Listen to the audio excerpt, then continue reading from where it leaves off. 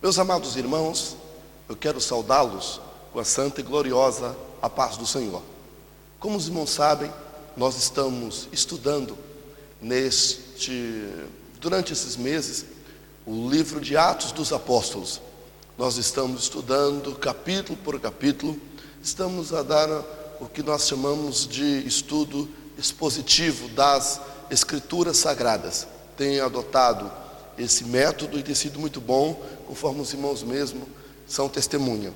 Então, irmãos, nós chegamos ao capítulo 10 de Atos dos Apóstolos. Nesse capítulo, o capítulo 10, nós encontramos uma grande quebra de tradição, uma quebra de barreiras, porque no capítulo 10 de Atos dos Apóstolos, nós encontramos o Senhor Deus falando com Pedro para ir à casa de Cornélio. Cornélio era um gentil, como os irmãos viram no último estudo que nós demos. Cornélio é um gentil, e agora Deus fala com Cornélio, ou melhor, Deus fala exatamente com Cornélio, e fala também com Simão Pedro. Simão Pedro era um judeu, e a palavra de Deus diz que, lá no livro de Levítico, que o judeu não poderia de maneira alguma estar a fazer refeições na casa de um gentil, mas esta barreira é quebrada. E então a Bíblia diz lá em Atos, no capítulo 10, e o versículo 34, diz que Deus não faz acepção de pessoas, e ali aquela barreira é quebrada, e o Evangelho então se espalha para entre os gentios, ou para dentro dos gentios. É muito interessante quando agora o Evangelho quebra essas barreiras e começa então a crescer no meio dos gentios, apanhando um gancho nessa palavra, ou nesse contexto, melhor dizendo, onde o Evangelho chega até os gentios, onde o Evangelho vai para além das barreiras do judaísmo, cumprindo a palavra do Senhor, que o Evangelho veio para os seus, mas os seus não receberam, mas a todos quanto receberam, Deus deu-lhes o poder de se tornarem filhos de Deus. O Evangelho de João, capítulo 1, versículo 12, fala sobre isso, todos quanto receberam. Então o Evangelho vai para além das fronteiras do judaísmo. Então, pegando esta porção, este gancho no capítulo 10 de João, que Deus não faz acepção de pessoas, nós então vamos dar um estudo hoje, que já não é um estudo exatamente do capítulo 10 de Atos, mas por causa do episódio do capítulo 10 de Atos dos Apóstolos, nós então vamos estudar convosco sobre esse tema, o alcance da salvação. O alcance da salvação. Afinal, por quem Jesus de fato morreu lá na cruz do Calvário? O que Jesus realmente fez lá no Calvário? Jesus morreu só para um grupo, só para os eleitos? Jesus morreu para salvar o mundo todo? Jesus morreu para que pudesse tornar a salvação acessível a todos os homens, muito embora todos não serão salvos? Sim ou não? Então, é com esse tema e é com estas perguntas em mente que nós vamos então trabalhar e dar esse estudo para os irmãos nesta noite. Meus irmãos, como eu disse aos irmãos, nosso tema é este, o alcance da salvação. Para discorrer sobre esse tema, nós temos o seguinte objetivo. O primeiro objetivo é conhecer o alcance da salvação. Nós queremos, irmãos, conhecer mesmo se a salvação alcança a todo mundo, se a salvação é extensiva a todos, embora todos não serão salvos ou não. Então nós queremos que os irmãos conheçam, ok, irmãos? Amém? Então, em segundo lugar, o segundo objetivo é preparar os irmãos para refutar biblicamente tudo aquilo que não é o alcance da salvação. Então, ao concluirmos este assunto, nós queremos que os irmãos estejam preparados, porque conheceram o alcance da salvação, tá certo, irmãos? e também os irmãos possam assim refutar, combater qualquer ensino que não seja a extensão da salvação outorgada por Jesus Cristo lá na cruz do Calvário, tá certo? Então nós vamos, assim, para isso, irmãos, para que nós alcancemos esse objetivo, nós vamos seguir o seguinte sumário. O primeiro, nós vamos aqui fazer uma síntese histórica desse assunto, a extensão da salvação, o alcance da salvação, a doutrina da salvação, como que ela foi desenvolvida ao longo da história. Em síntese, nós vamos falar sobre isso, ok? Segundo ponto, nós vamos falar sobre os 5 pontos do calvinismo, tratado lá em Dort. Nós vamos falar sobre os 5 pontos do calvinismo. Esses pontos, 5 pontos do calvinismo, basicamente são a depravação total, a eleição incondicional, a expiação limitada, a graça irresistível e a perseverança dos santos. Então, esses são os 5 pontos do calvinismo e nós vamos abordá-los à luz das escrituras sagradas. Depois, nós vamos fazer uma refutação aos 3 principais pontos do calvinismo. O primeiro ponto do calvinismo é a depravação total. Não temos muita dificuldade de amparar esse assunto, esse conceito, esse ponto do calvinismo nas escrituras sagradas. Nós acreditamos, com base em Romanos capítulo 3, que realmente, e não só em Romanos capítulo 3, mas ao longo do Antigo Testamento e das escrituras, das cartas paulinas inclusive, que a humanidade está totalmente depravada. Quanto a esse ponto, a depravação total, não temos nenhuma questão que vemos que é antibíblica. Agora, relacionada à eleição, aí sim, a eleição, nós vamos falar e nós vamos apresentar uma refutação. Vamos mostrar por que biblicamente que a eleição não é incondicional, e sim que a eleição é condicional. Depois vamos apresentar a refutação para a expiação limitada. É o terceiro ponto do calvinismo. Vamos apresentar uma refutação, vamos dar uma resposta bíblica relacionada com a expiação. Por que a expiação ela não é ilimitada? E sim, por que a expiação não é limitada? E sim, ilimitada. E em terceiro lugar, nós vamos apresentar também uma refutação, uma resposta bíblica para aqueles que pensam que a graça é irresistível. Por que, então, se a graça é irresistível, como e por que o é biblicamente falando?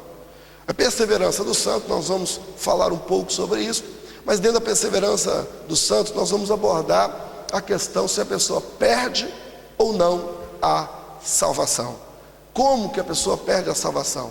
A salvação, ela é algo assim tão sensível, tão melindroso, que por qualquer deslize humano, a pessoa então perde a salvação. Deus vai lá, risca o nome do céu, do livro da vida, depois a pessoa pede perdão, Deus volta a colocar. Será que seria isso?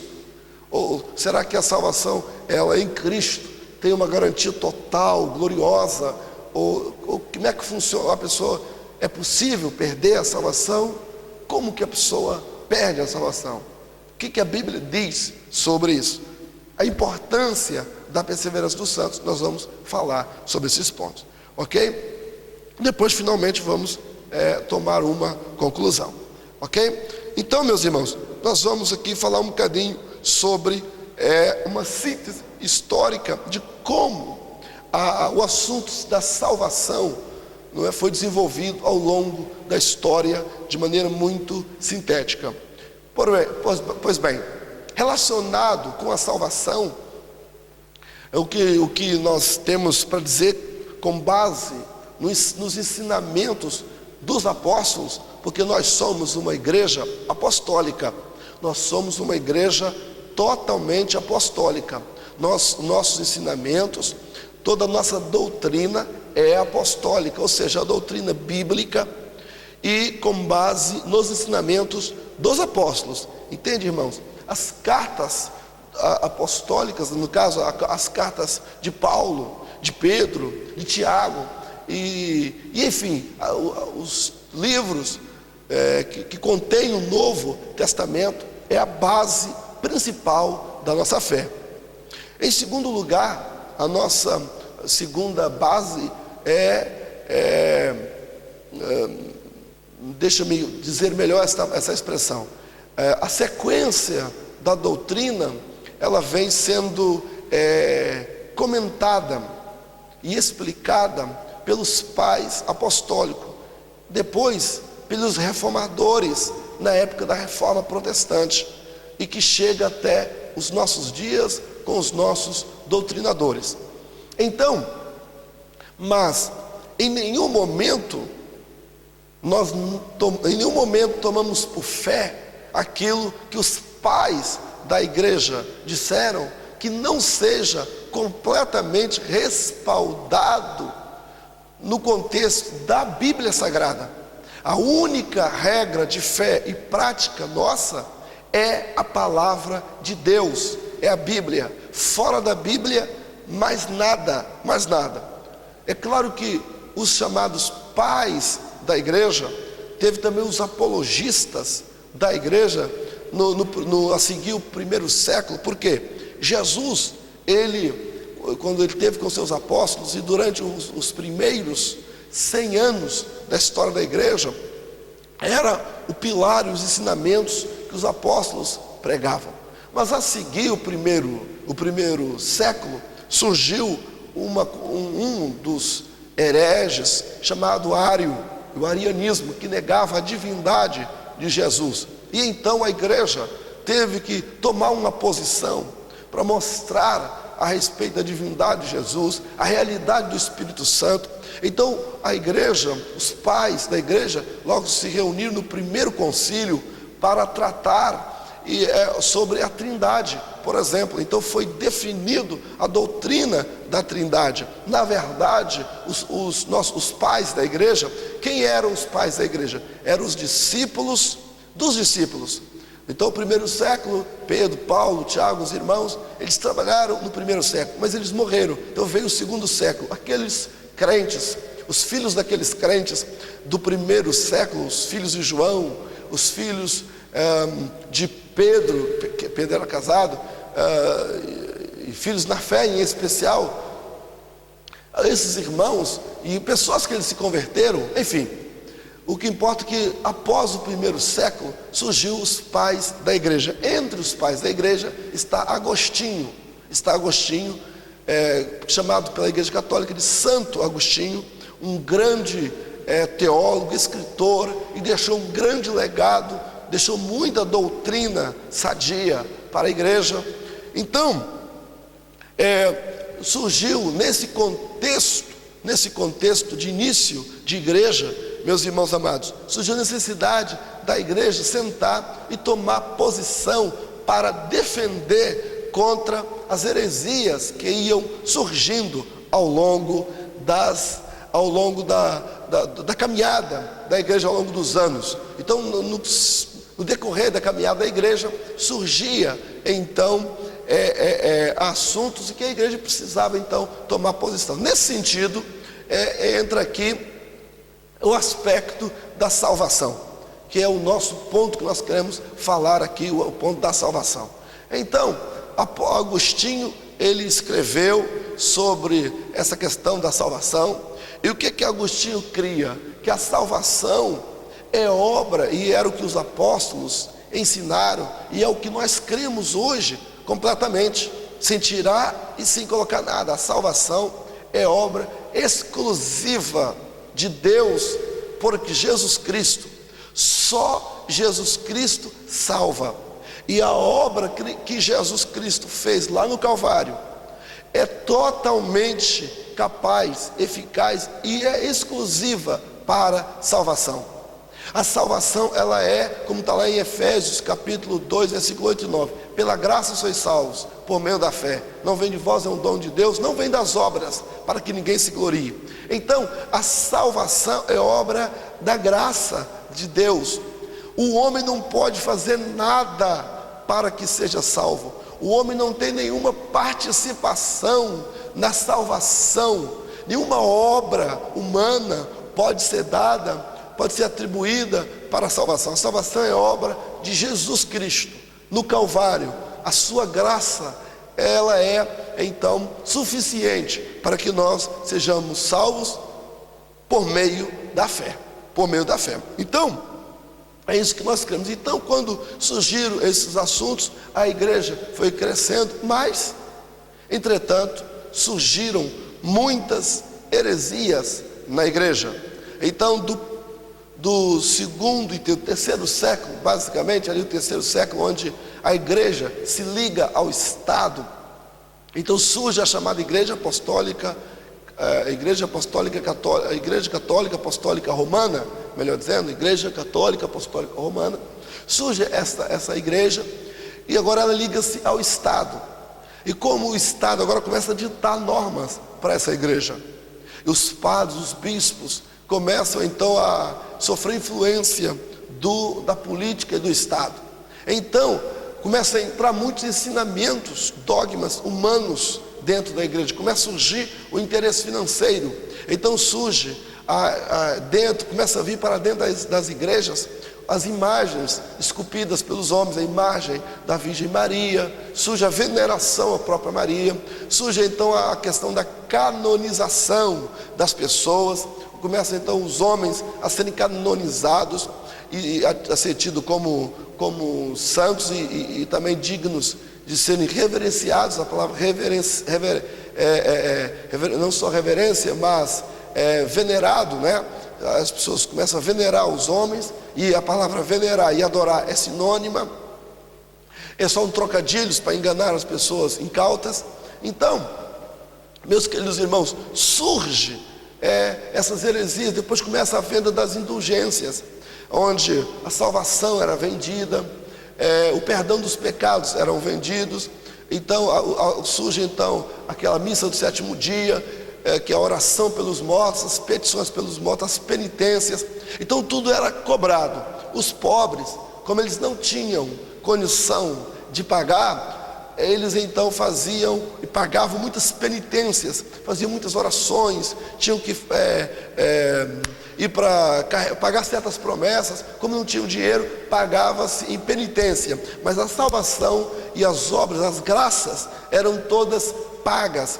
E a igreja é quem tinha o poder, a determinação de dizer quem entrava no céu e quem não entrava no céu. Então isso tudo ficou nas mãos da igreja. A mensagem bíblica ficou completamente distorcida, e a igreja ficou completamente herética. Ficou agora um paganismo entrou dentro da igreja. Isso durou um certo tempo, que durou do ano 300 até o ano 330 aproximadamente, até o ano de 1500. Chegando no ano de 1500, surge então Martim Lutero. Martim Lutero era um padre. Martim Lutero era um padre, doutor em teologia, ele muito esforçado, e professor na faculdade de teologia católica lá na Alemanha, em Wittenberg. Lá, Martim Lutero, como um dos maiores professores daquela universidade, Martim Lutero então estudando a carta de Paulo aos Romanos, Martim Lutero estudando viu que a salvação é pela fé, que a justificação é pela fé, não tem que se pagar nada, não tem que se pagar nada, que se pagar é algo contrário às Escrituras. Então o que Martim Lutero fez? Martim Lutero olhou para dentro da igreja. Martim Lutero viu que dentro da igreja, meus irmãos amados, estava um desvio total, um desvio muito grande. E então Martim Lutero pensou que o Papa estivesse alheio a tanta heresia, a tantos ensinos falsos, a venda de indulgência, a tanta coisa que completamente contrário às escrituras sagradas. E a igreja, até então, tinha a Bíblia como regra de fé e prática. Então, como é que a igreja tem a Bíblia como única regra de fé e prática e contraria o fundamento da fé cristã? Então Martinho Lutero pega e escreve para o Papa, só a fim de dizer ao Papa, de informar o Papa o que estava acontecendo.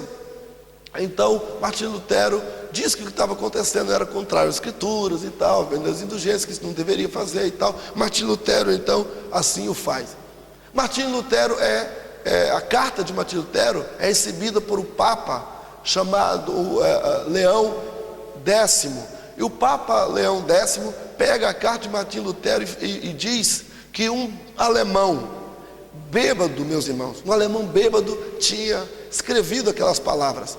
Chama Martinho Lutero, e quando ele é chamado, Martinho Lutero explica que o desejo dele não era abandonar a igreja. O desejo de Martinho Lutero e o intuito ao escrever a carta não era dar aula para o Papa, mas o intuito dele era apenas informar o Papa que ele acreditava que o Papa ia fazer alguma coisa. Para surpresa de Martinho Lutero, o Papa foi prendê-lo.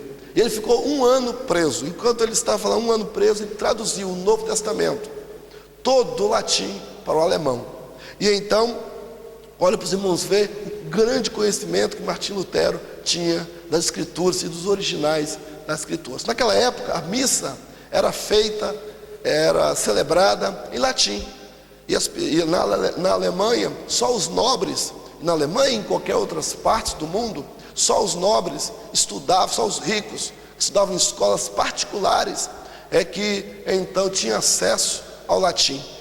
O resto do povo não tinha conhecimento do latim, mas a missa era rezada em latim. Ninguém entendia nada. A missa era rezada, falava, e quando o padre dava uma pausa, as pessoas diziam amém. Depois ele continuava, dava pausa, as pessoas não percebiam, mas sabia que na pausa era para dizer amém, mesmo sem entender nada.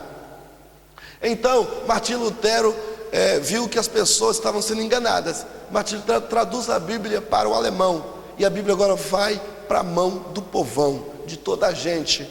E Martinho Lutero agora, depois de preso, Martinho Lutero é expulso, excomungado da Igreja Católica Romana. Martinho Lutero ia ser martirizado pela igreja. Só não foi martirizado pela igreja porque uma noite antes do seu martírio, teve um dos monges que o apanhou onde ele estava e fugiu com ele num rapto que aconteceu com Martinho Lutero, e então ele conseguiu fugir e não foi apanhado e não foi martirizado. A partir daí, a Bíblia, o Novo Testamento, em especial a Bíblia, começou a espalhar pelas mãos das pessoas.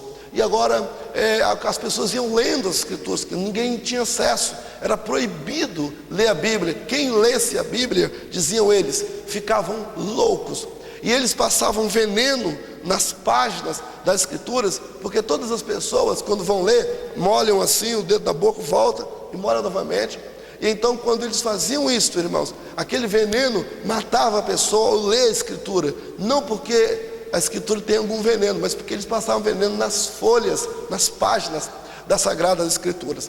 E então a pessoa acabava por morrer, e aquilo se divulgava entre o povo, morreu lendo a Bíblia. Quando a pessoa não morria, aquele veneno causava problemas na mente, e as pessoas ficavam perturbadas mentalmente, ficavam com doenças psicológicas. Então se divulgou. Você já deve ter ouvido falar, e quem lê muito a Bíblia fica doido. Foi por causa dos venenos que os padres passavam nas Escrituras para as pessoas não lerem a Bíblia, porque se lessem, elas descobririam a grande vergonha que estava a Igreja Católica Romana.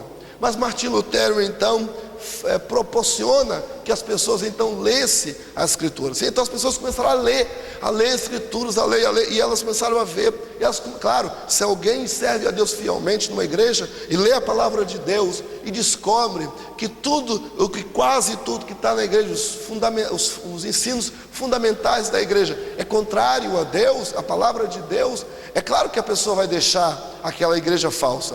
E então foi isso que aconteceu com a população, uma grande massa na à Alemanha. E eles, alguém que é enganado muito tempo, quando descobre a verdade, não consegue ficar calado. Eles começaram então a divulgar, irmãos, eles começaram por todas as partes agora a pregar e a falar e anunciar que a Igreja Católica Romana estava ensinando as pessoas o caminho errado.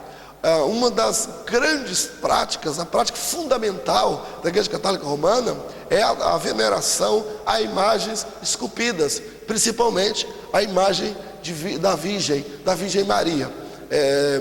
Então, e isso é idolatria, como qualquer pessoa que lê a Bíblia sabe, e a idolatria leva a pessoa à perdição, ao inferno. E então as pessoas, quando são enganadas muito tempo na idolatria, quando elas saem da idolatria, elas querem que toda a gente descubra a mentira, a falácia, o engano que é a idolatria. Elas querem anunciar, elas querem desmascarar esta grande mentira, né? Esse engano, esse engodo. E então e isso aconteceu lá na Alemanha. As pessoas começaram a pregar. E o que elas diziam? Martim Lutero, quando Martim Lutero apresentou a proposta de reforma, para dentro da Igreja Católica Romana, que Martim Lutero apresentou. Martim Lutero, irmãos, como esclarecer isso? Martim Lutero nunca quis deixar a Igreja Católica Romana. Martim Lutero, meus irmãos, a proposta de Martim Lutero não foi não foi contra, não queria fundar uma religião nova, nada disso. Martim Lutero apenas propôs uma reforma para a Igreja Católica Romana. Que pena que a Igreja Católica Romana não aceitou a reforma. Que pena, porque a proposta de Martim Lutero era voltar para as Escrituras Sagradas, voltar para a Bíblia. Era esta a proposta. Então a proposta de Martim Lutero de reforma para a igreja foi a proposta de todos os reformadores, Calvino, Zwingli na Suíça, enfim, muitos outros na Holanda e tal. Todos os reformadores da proposta estavam em 5 pontos. Primeiro era as 5 solas da reforma. As 5 solas da reforma. Primeiro é a sola fide, ou seja, somente a fé. Só a fé é suficiente. Só a fé é suficiente. Depois, sola graça. Só a graça. Só a graça significa que não precisa pagar a indulgência, precisa pagar não é pelas obras, a graça de Deus é suficiente. Só fé, só a graça. Depois, sola escritura, ou seja, só a Bíblia, única regra de fé e prática. Só a Bíblia em terceiro lugar, mais nada. Em quarto lugar, só Cristo, o único mediador entre Deus e os homens. Só Cristo salva, só Cristo deve ser buscado. E em quinto lugar, e glória só para Deus. Esses são os 5 pontos da reforma protestante. Então, com essa base da fé, o evangelho espalhou-se. Então surgiu Lutero, e depois surgiu então Calvino em Genebra, Zwingli na Suíça, e assim foi Lutero na Alemanha. A seguir o ano de 1500, ou por volta do ano de 1500, espalhou-se pelo mundo afora a chamada reforma. A reforma na igreja, como as pessoas pregavam e falavam daquilo que estava errado dentro da Igreja Católica Romana, eles foram chamados de protestante, porque eles protestavam contra aquilo que a Igreja Católica Romana estava ensinando fora das Escrituras. Então, como eles falavam que aquilo estava mal, estava errado, eles protestavam. Então foram chamados de protestantes. Então, e essas 5 solas, e uma delas é somente a fé, sola fide. Então a justificação é pela fé. Logo aqui nós temos uma condição para a salvação, que é pela graça, mas, porém, contudo, todavia, entretanto, mediante a fé. A fé a parte de Deus é a graça, e a parte do homem é crer. O homem precisa crer para ser salvo. O homem não será salvo se não crer em Jesus Cristo. Então, esses 5, daí surgiu Calvino, um dos reformadores, e ele, para poder ordenar a doutrina e se livrar, não é, das heresias, ensinadas até então, Calvino estabelece os 5 pontos, chamados 5 pontos do calvinismo, que nós acabamos de falar agora há pouco sobre eles, que é a depravação total, a eleição incondicional, a expiação limitada, a graça irresistível e a perseverança dos santos. Esses são os 5 pontos do calvinismo. Nesses 5 pontos do calvinismo, é interessante que ela teve uma sigla chamada TULIP, e para TULIP é uma sigla em inglês, onde cada letra representa um dos 5 pontos do calvinismo. Então, o calvinismo, a doutrina calvinista tornou muito abrangente e muito aceita, não é, no mundo da reforma protestante. Até que surge um dos grandes doutrinadores da história, chamado Jacob Armínio. Jacob Armínio surgiu também um outro homem, também que deu o seu contributo ao ensino cristão, embora foi tido como herege, é o Pelágio, chamado pelagianismo. Pelágio, entre as coisas que ele acreditava que o homem tinha uma participação na salvação, que a obra do homem era muito importante para a salvação.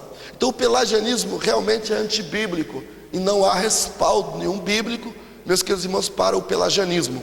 Mas Jacob Armínio, ele vem como um ponto de equilíbrio. Então nós podemos dizer que do lado esquerdo, ou na extrema esquerda está Pelágio, na extrema direita está o calvinismo, e no centro está os ensinamentos de Jacob Armínio, ou o arminianismo. Então, na extrema esquerda está o pelagianismo, na extrema direita o calvinismo, e no centro o arminianismo. O arminianismo, não estou dizendo um arminianismo radical, mas um arminianismo de linha mais equilibrada, não é? Muito bem. Então, com a chegada desses 3 grandes doutrinadores, vamos assim dizer, e pensadores no meio da fé cristã, embora Pelágio foi tido e é até hoje como um grande herege que surgiu na questão, mas ele influenciou, escreveu muita coisa. Com essa questão é que surge os 5 pontos do calvinismo. E aí, na Holanda surge um chamado concílio, que durou cerca de um ano, de 1618 a 1619, na Holanda. Então, durante 1618 e 1619, surge na Holanda o que nós podemos dizer como um último concílio da igreja.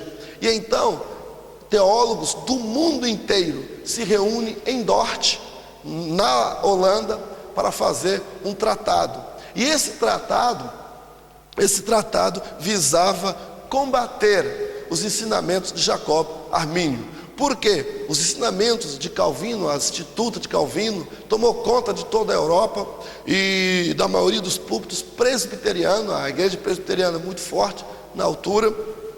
Então surgiu esse concílio, e nesse concílio o presidente do concílio de Dort, o presidente do concílio de Dort, durante um ano foram vários concílios, várias reuniões, que no final terminou com um trabalho, um documento de trabalho, melhor dizendo, um documento de trabalho onde se chegaram a conclusões sobre. Então esse documento é chamado de Tratado de Dort. Porém, é interessante esclarecer como é que o Tratado de Dort ocorreu. E aqui eu queria uma atenção especial. No tratado, o argumento de Jacob Armínio surpreendeu a todos. E hoje, os maiores calvinistas, e em especial os ultracalvinistas, eles dizem que esse tratado nunca deveria ter ocorrido e que o tratado acabou por despertar o arminianismo, e o arminianismo tomou pernas e cresceu, e hoje o arminianismo está cada vez mais forte, mais poderoso, mais coerente nas Sagradas Escrituras. Mas na altura foi surpresa para toda a gente. E o presidente do Concílio de Dort, como a grande maioria esmagadora dos teólogos que se reúnem, dos pastores, dos professores, dos estudantes das Sagradas Escrituras, eles eram calvinistas. E quando começou a desenrolar o concílio, nessa altura, Jacob Armínio, quando chegou no final do Concílio de Dort, no final, quando estava já a preparar o tratado, Jacob Armínio já tinha morrido. Então, mas os discípulos de Jacob Armínio eram pessoas muito preparadas na Escritura Sagrada.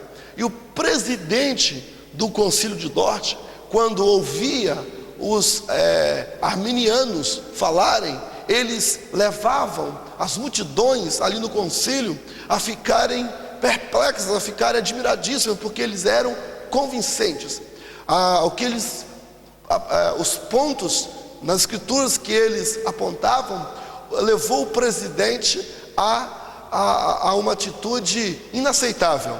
Levou o presidente a não esperar que eles concluíssem os discursos e apresentassem de forma cabal os seus argumentos, e eles foram expulsos da Assembleia, onde estavam reunidos para tratar. Agora vê se pode uma coisa dessa. Se reúne, se tivesse pancadas, se houvessem palavras ofensivas, mas nenhum historiador, ao historiar esses fatos, diz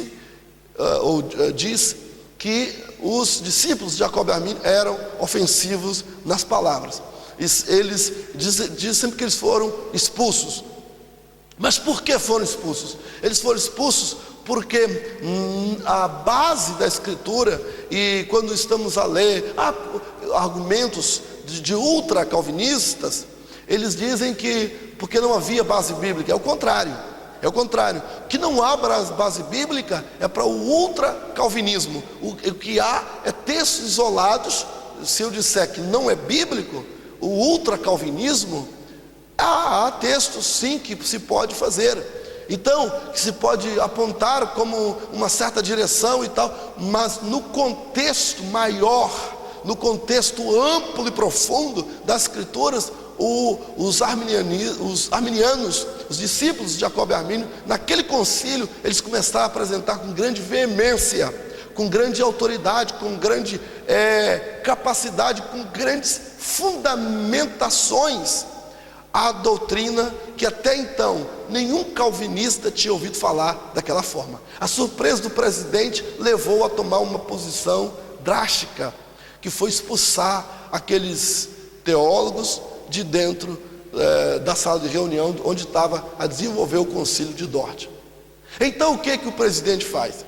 Pega os documentos, porque todos os tratados, meus irmãos, eram feitos através de documentos. As defesas eram todas escritas e entregues na mesa. Eles reuniram todos aqueles documentos e, sem a presença de nenhum teólogo para poder refutar, eles agora julgaram pelas costas, só com os documentos nas mãos, o que os discípulos de Jacob Armínio fizeram. Então a conclusão do tratado de Dort foi sem a presença dos discípulos de Jacob Armínio. E então surgiu essa coisa chamada e hoje tem essa grande divergência, né, entre os ultra-calvinistas e também, eu posso dizer, entre os ultras arminianos, mas a nossa questão é trazer sobre a salvação um ponto de equilíbrio para nós. Muitos arminianos equilibrados, e muitos calvinistas equilibrados estão na mesma posição que nós estamos e vamos apresentar para os irmãos.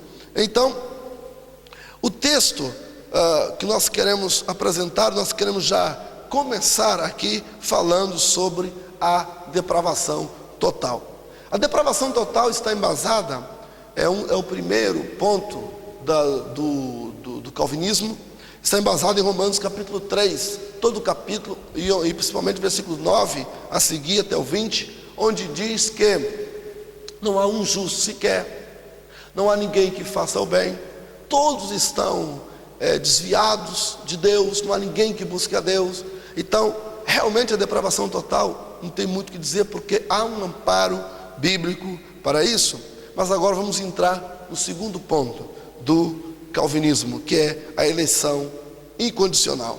Agostinho, que é chamado pela Igreja Católica de Santo Agostinho, estava nesse ponto da eleição incondicional. Ele pensava assim. Já Lutero pensava diferente, mas Agostinho pensava. Dentro do segundo ponto do calvinismo, que é a eleição incondicional, surgiu uma coisa, essa doutrina teve o nome de lapsarianismo. O lapsarianismo, ele se distribuiu em duas partes, falando sobre a eleição incondicional. O lapsarianismo surgiu e ele se dividiu em duas questões: o supra-lapsarianismo e o infra-lapsarianismo. O que é o supra-lapsarianismo e o infra-lapsarianismo? O supra-lapsarianismo é a doutrina, supra significa acima ou antes da queda. Então, de acordo com esse ponto, com esse esquema, é que Deus viu antes da fundação do mundo, não só viu, mas que Deus antes da fundação do mundo preparou, Deus escolheu um grupo de pessoas para serem salvas, e outro grupo para serem perdidas. Então, o fundamento do supralapsarianismo está em Romanos capítulo 9, onde fala os vasos que Deus antes preparou, vasos da ira, e outro vasos da misericórdia. Os vasos da ira que preparou de antemão, conforme está lá em Romanos capítulo 9, a posição supralapsariana, ou do supralapsarianismo, é a posição de que Deus, antes da fundação do mundo, escolheu pessoas para ir para o céu, escolheu pessoas para serem perdidas.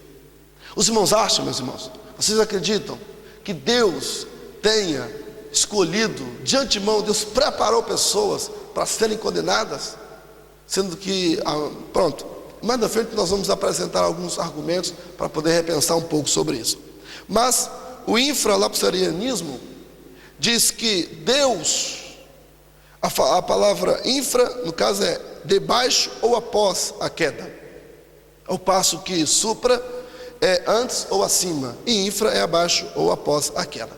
Ele vem a posição, e essa posição do infralapsarianismo é basicamente a posição dos chamados calvinistas moderados, que Deus, essa posição diz que Deus, vendo que os homens estavam caídos, esse texto está em sintonia com a depravação total, eles estavam completamente mortos, caídos em delitos e pecados. Deus agora, dentre esse grupo, escolhe os piores pecadores, e agora pega e dentro do grupo de pecadores, Deus escolhe alguns e salva. O resto dos pecadores seguirão seu curso normal e serão condenados, não porque Deus seja mau, mas porque eles estão a seguir o curso da queda, eles estão caídos, depravados, pecaminosos. Deus apenas usou da sua misericórdia, da sua soberania, e salvou alguns, não salvou todos. Então essa é a posição da eleição incondicional, Será que Deus, em sua soberania, haveria escolhido, eleito de antemão, algumas pessoas para serem salvas e as demais para serem condenadas por causa da depravação total? Será que Deus faria isso? A base é Romanos capítulo de número 8, Romanos 8, e o versículo, a base para a eleição incondicional está em Romanos 8 e o versículo 29, que diz assim: porque os que dantes escolheu, também os predestinou para serem conformes à imagem do seu Filho, a fim de que ele seja o primogênito entre os irmãos. E aos que predestinou, a estes também chamou, e aos que chamou, a estes também justificou, e aos que justificou, a estes também glorificou. A ênfase dada pelos calvinistas é que, entre muitas ênfases, é que os verbos estão todos no passado. Porque aos que dantes conheceu, também os predestinou. A predestinação ou a eleição, ela é bíblica. Em Efésios capítulo 2, a Bíblia fala que o Senhor nos predestinou antes da fundação do mundo para sermos irrepreensíveis e tal, em amor, em Cristo. A predestinação, ela é bíblica. Agora, como que ela foi feita? É aqui que está a questão. Será que Deus elegeu um grupo?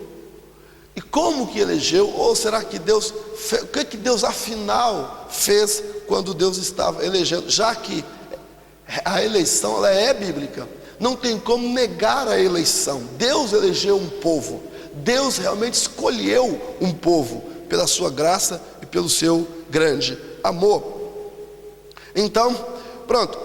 Agora, Romanos diz aqui que, versículo 28, aos que dantes conheceu. Já que a eleição é bíblica, e é mesmo, não tem como negar a predestinação, negar a eleição. Duas coisas ou é. Primeiro, ou a pessoa é muito leiga, desinformada sobre as escrituras sagradas, ou então a pessoa é muito ingênua, porque a predestinação, ela é totalmente bíblica. Agora, a questão é como que a predestinação foi feita. A eleição, ou a predestinação, foi feita com base na presciência divina. É aqui que muita gente confunde. Para os arminianos, a eleição foi feita com base na presciência. Para os calvinistas, a eleição foi feita com base na soberania.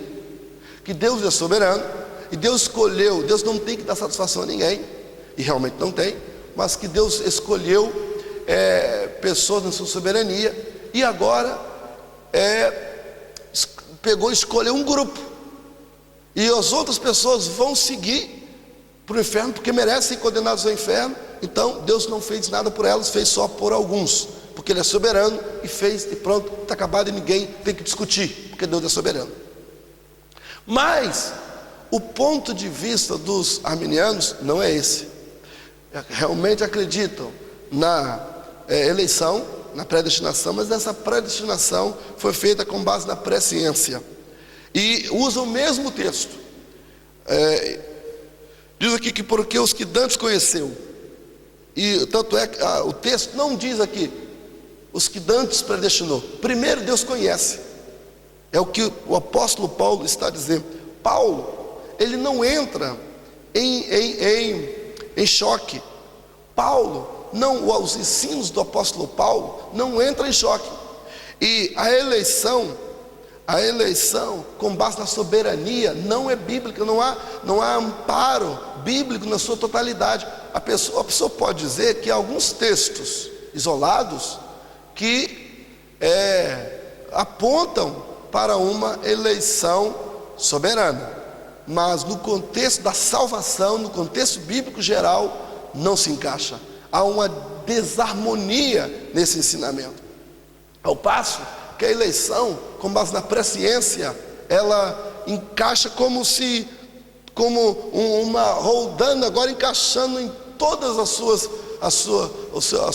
seus recânditos, como se todos os encaixes foram, todas as peças criadas, cada uma para aquele determinado lugar, e se encaixassem todas.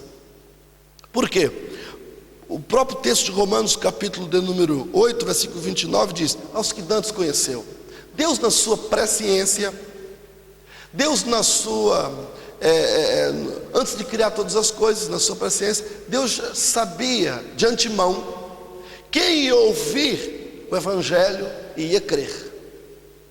Quem ouviu o Evangelho ia ter fé, porque a Bíblia diz que a fé vem pelo ouvir e ouvir a palavra de Deus. Se você ler Romanos capítulo 10, quando Paulo fala isso, que a fé vem pelo ouvir e ouvir a palavra de Deus, ali, no todo o texto está falando da salvação. Não está falando de fé, dom espiritual, fé para curar, nada disso, fé para salvação. Então a fé vem pelo ouvir e ouvir a palavra de Deus. Então quando alguém ouve a palavra de Deus, vem a fé salvífica, a fé salvadora. E aqui a Bíblia diz, aos que dantes conheceu. Então Deus na sua presciência sabia que aqueles que ouviam a palavra iam crer. E quando aqueles que iam ouvir a palavra iam crer, Deus então, sabendo disso, Deus escolheu aqueles que iam crer, aqueles que vão crer, aqueles que ao ouvir a fé vão crer. Então esses Deus escolheu, esses Deus elegeu. Então por isso que aos que dantes conheceu, vê como é que se encaixa como luva. Não há o que dizer o contrário. Aos que dantes conheceu, também predestinou. Antes Deus conhece, depois então Deus predestina. E aos que Deus predestinou, a estes também chamou. E aos que chamou, também se justificou, também glorificou. Para Deus já está tudo concreto, tudo realizado no plano e no propósito de Deus, porque Deus agiu com a sua presciência.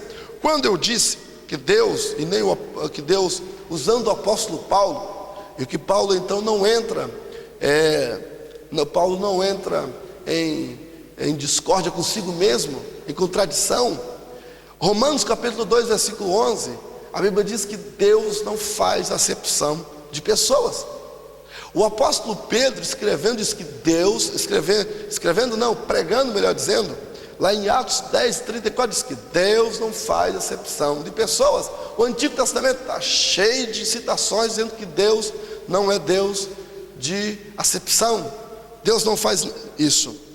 É interessante que Romanos capítulo 5, versículo 18 diz assim: pois assim como, é interessante esse assim como, Romanos 5, 18, pois assim como por uma só ofensa veio o juízo sobre todos os homens para condenação, assim também por um só ato de justiça veio a graça sobre todos os homens para justificação de vida, e aqui é vida eterna. Veja, assim como veio o juízo por um só homem, assim como, e aqui fala, sobre todos os homens para condenação, depravação total. Assim que todos os homens ficaram debaixo da condenação. É claro isso em Romanos. Aí, assim também, da mesma forma, assim também, olha, iguala. Assim também, por um só ato de justiça, o de Jesus lá na cruz, veio a graça sobre todos os homens. Todos, não é sobre um grupo de eleitos. Não é só um grupo de eleitos em detrimento aos outros, porque a eleição há, mas não é em detrimento. Não é em detrimento de outros. E como alguns até fazem, como não entendem, não conseguem, não tem compreensão da palavra de Deus, Deus chuta o que se chama o chuta o pau da barraca e fala assim, que Deus é soberano, como se nós fôssemos um robô que tivéssemos que aceitar sem entender. Então, para que Deus revelou a Escritura, sendo que nós temos que ser salvos sem entender? Não precisava da Escritura, bastava o sacrifício de Jesus para nos salvar. E nós, Jesus salva, não precisa entender, você aceita sem entender a si mesmo. Mas nós não somos um robô assim, nós somos seres livres e pensantes, inteligentes, que o Senhor nos salva, usando inclusive a nossa capacidade. É Deus que usa a capacidade, Ele que nos deu a capacidade de pensar, de decidir, e Deus nos deu, Ele usa essa capacidade para nos salvar através de Jesus Cristo, pela sua graça somente pela sua graça. É interessante que em Ezequiel capítulo 18, versículo de 2 Ezequiel 18, de 18 a 22, a Bíblia diz que a alma que pecar, essa morrerá. E diz assim: o Pai não levará a maldade do filho. O pai não levará a maldade do filho. Cada um morrerá, ou cada um pagará pelo seu próprio pecado. Aqui, nessa questão da eleição incondicional, dizendo que a eleição, ela não é incondicional. A eleição, ela é condicional. A eleição, ela é condicional. E eu vou apresentar algumas condições. Entre elas é que o pai, a Bíblia está dizendo aqui que o pai ou o filho melhor dizendo, não paga pelo pecado do pai. Quando nós, e é verdade que Deus, Ele é soberano, mas Deus, na sua soberania, Deus deu ao ser humano, Deus deu ao homem a capacidade de pensar, de decidir. Foi Deus aquele na sua soberania. Ele poderia não ter dado, porque Ele é soberano e faz o que lhe apraz, mas Ele deu. Então, já que Deus deu, essa capacidade de decidir do homem é a responsabilidade humana.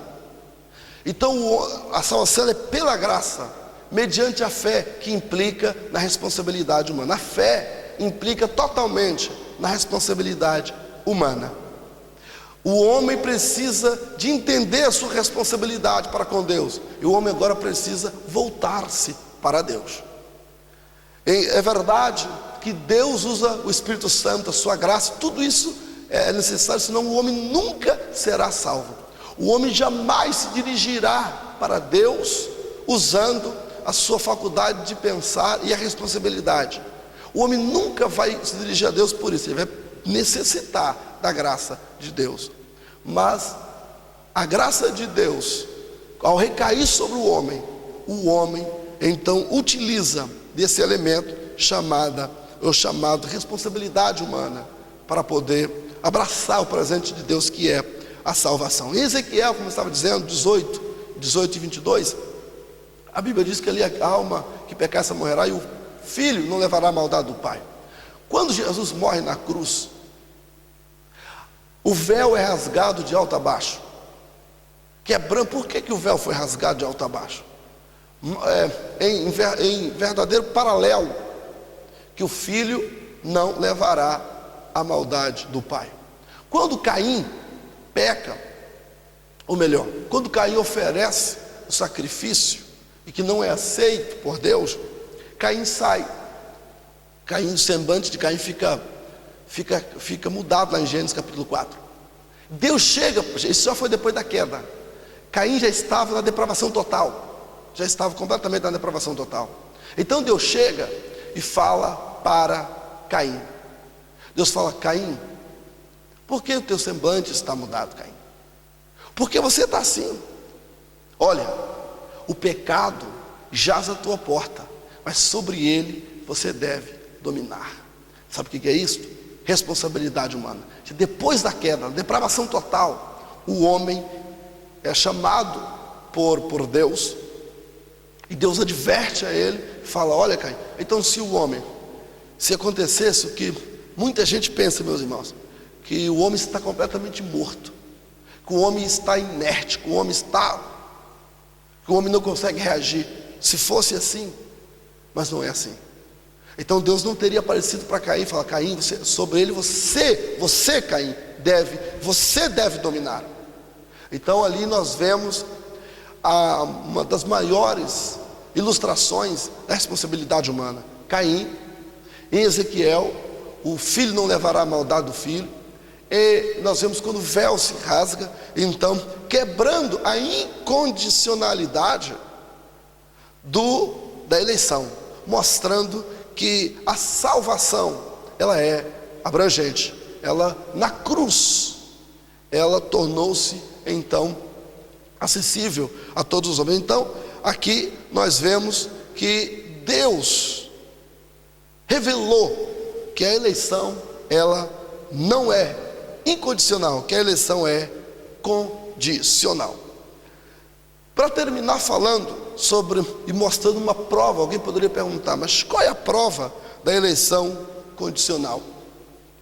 A prova que a eleição ela é condicional e não incondicional está em Efésios, no capítulo 2, de 1 a 10. E aqui eu quero explicar algumas questões aqui nesse texto. A Bíblia fala em Efésios capítulo 2, de 1 a 10, que fala que todos nós andávamos desviados, que nós estávamos mortos nos nossos delitos e pecados. Quero esclarecer uma coisa que pouca gente pensa, e os ultra-calvinistas, eles não pensam nessa coisa. Primeiro, a palavra morto, a palavra morte, nos dias atuais, ela perdeu o sentido original, ela perdeu o sentido da palavra. Quando nós falamos em morte hoje, o que nós pensamos, meus irmãos? Nós pensamos em quê? Pensamos em inexistência, pensamos em deixar de existir, inexistência. Pensamos que morte é uma coisa inerte, parada. Teologicamente, morte não é isso. A palavra morte, biblicamente falando, significa separação. Quando, lá em Gênesis, Deus fala: olha, dessa árvore não podeis comer, porque o dia que dela comeres, certamente morrerás. E eles comeram. Eles morreram, meus irmãos, mas eles não morreram fisicamente, eles morreram espiritualmente, ou seja, eles ficaram afastados de Deus. Houve uma barreira entre eles e Deus, e a Bíblia é clara em dizer isso. Por exemplo, Isaías capítulo 59, versículo 2, diz que os vossos pecados fazem separação entre vós e o vosso Deus. Então, a palavra morte, ela não é inércia, ela não é uma coisa estática. O facto de alguém estar morto espiritualmente não significa que a pessoa está inerte. Então, a pessoa pode reagir quando está no estado de morto espiritual. Tanto é que lá em Apocalipse, capítulo de número 21, em versículo 8, a Bíblia fala: quanto aos feiticeiros, mentirosos e tal. Esta é a segunda morte. Por que segunda? A primeira é a morte física, é a separação entre o corpo e a alma do homem. Essa morte física, quando a pessoa morre, porque o corpo por si só não tem vida. Então, quando o espírito junto com a alma saem do corpo, então o corpo cai, porque houve a separação, então o corpo cai. Aconteceu então o que nós chamamos de morte física. Agora, e a morte espiritual?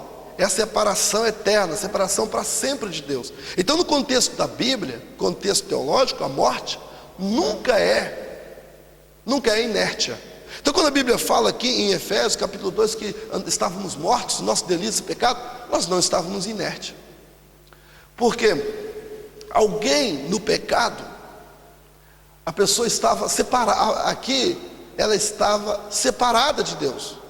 Uma coisa inerte, se alguém pensa que a morte é inerte, o homem, enquanto ele está no seu corpo físico, ele está pecando. A Bíblia diz, e é interessante o texto que diz que nós andávamos, lá em Efésios capítulo 2, diz que andávamos fazendo, são dois verbos que implicam ação. Estávamos em movimento, não estávamos inertes. Andávamos fazendo a vontade da carne e do mundo. Estávamos a fazer, estávamos em ação. Inclusive, nós podemos aumentar a quantidade de pecados. Vamos pecando, o homem no pecado, ele ainda aumenta a sua quantidade de pecado, tanto é que a Bíblia chega a dizer: o salário do pecado é a morte, não é? Mas o dom gratuito de Deus é a vida eterna. Então, o homem, ele vai pecando, ele pode aumentar as ofensas relacionadas a Deus, ou se ele se converter, pode acabar com elas totalmente. Então, é muito interessante nós entendermos que não há nenhuma contradição. Mas você estava morto no vosso delito, no vosso pecado. Como que é? Pois é, eu estava morto, mas eu não estava inerte. Por isso que o apóstolo Paulo fala em Romanos capítulo 10, que a fé vem pelo ouvir. O pecador, mesmo ele está separado de Deus, mas ele está andando. E ele, ao andar, ao agir, ele começa a ouvir a palavra, e a palavra vai entrando no seu coração, e ele é capaz de reagir à palavra de Deus. Ele precisa da palavra para reagir, por si só nunca reagirá, mas ele pode reagir, porque Deus soberanamente deu essa capacidade.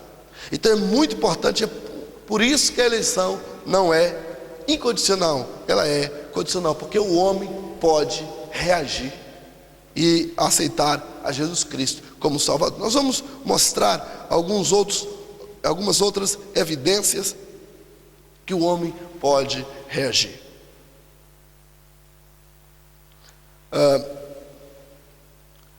Outra questão que eu queria falar aqui em Efésios, capítulo 2, é que o texto diz que nos fez assentar nos lugares celestiais em Cristo, para mostrar nos séculos vindouros a abundantes riquezas de sua graça, pela benignidade para conosco em Cristo. Então, a eleição, ela foi feita em Cristo.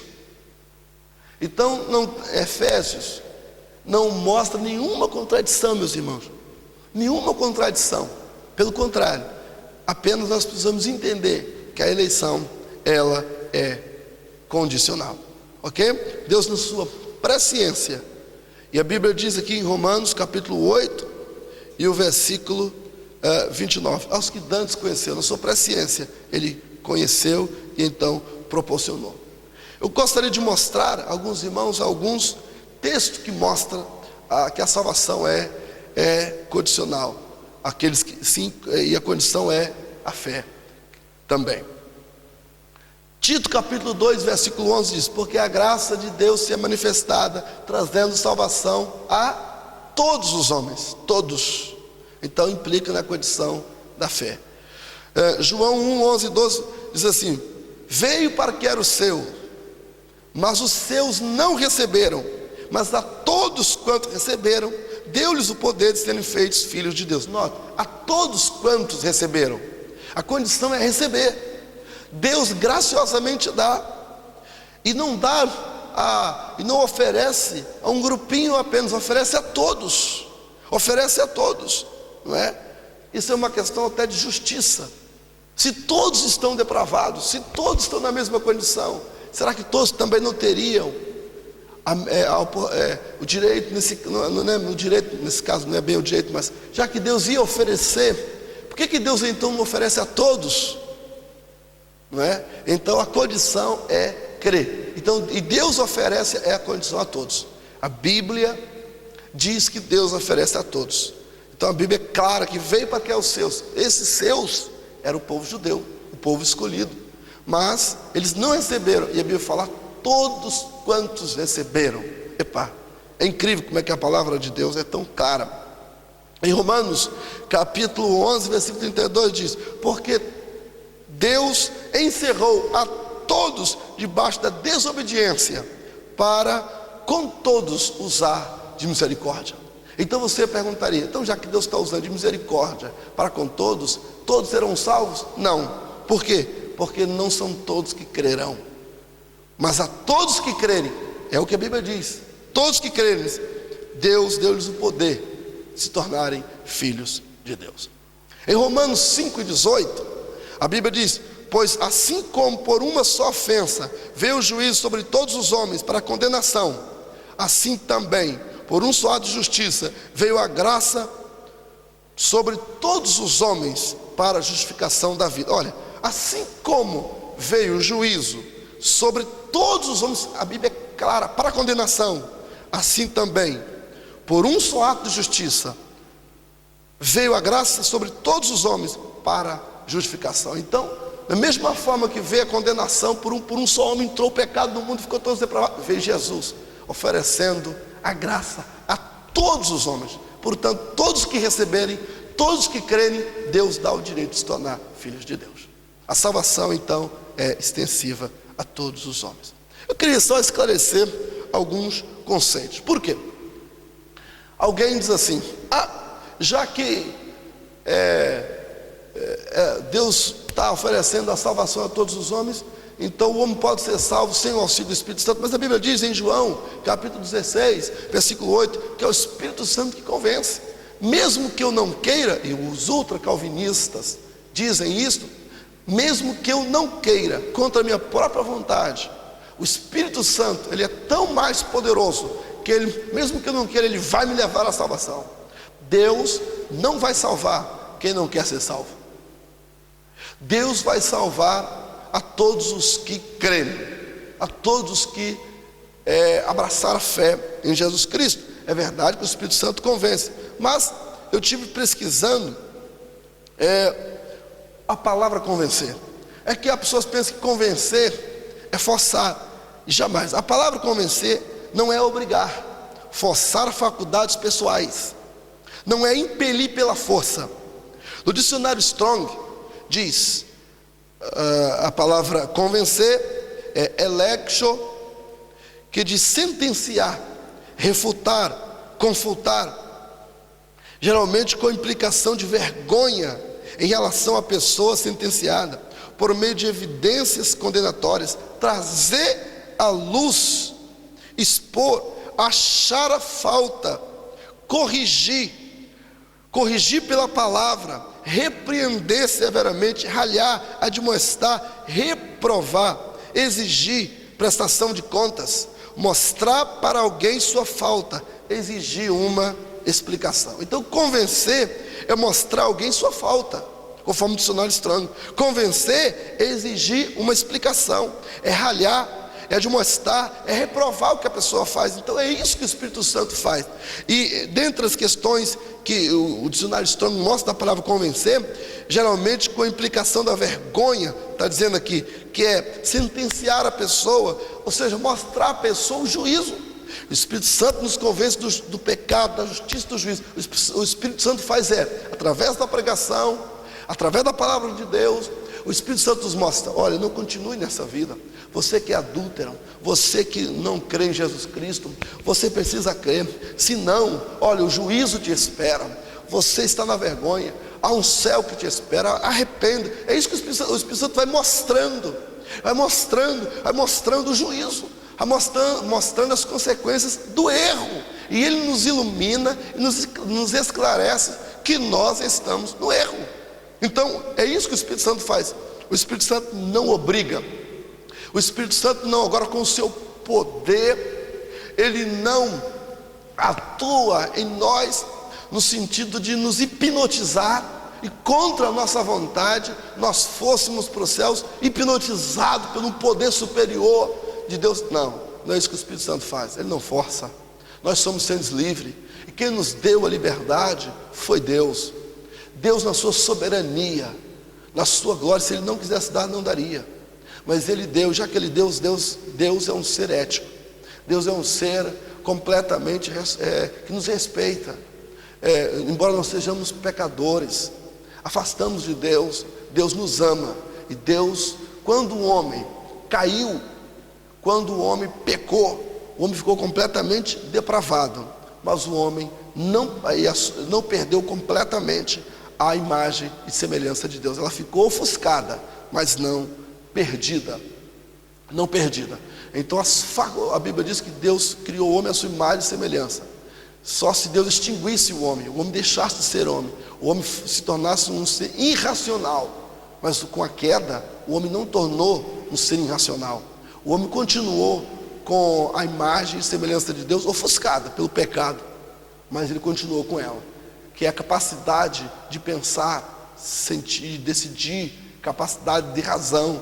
Então, essa faculdade da livre e espontânea vontade, ela está no homem. E Deus, o Espírito Santo, que é Deus, ele fala com o homem, ele convence o homem, ele mostra o homem. Convencer é mostrar todos os seus erros. E o homem, então, pela fé, ele aceita, ele abraça, ele corre para a graça de Cristo, para os braços de Cristo. Então recebe a salvação somente pela graça de Cristo. Finalmente, a prova da eleição condicional, eu queria mostrar para os irmãos. Mateus 24:13 diz: mas aquele que perseverar até o fim será salvo. Aquele que perseverar, então tem que perseverar. Apocalipse 2:26 diz: ao que vencer e guardar até o fim as minhas palavras, eu lhe darei poder sobre as nações. João volta a afirmar, João 1:11-12: veio para que eram os seus não receberam, mas a todos quanto receberam, deu-lhes o poder de se tornar filho de Deus. E finalmente Romanos 11:32 diz que porque Deus encerrou a todos debaixo da ira, para usar de misericórdia para com todos. A misericórdia de Deus é com todos os homens. Não significa dizer que Deus vai salvar a todos, mas Ele usa de misericórdia para com todos e deseja que todos sejam salvos. A Bíblia diz que Deus deseja que todos os homens sejam salvos. Glória a Deus. Nós vamos parar por aqui e na próxima aula nós vamos ministrar sobre o tema expiação limitada ou expiação ilimitada.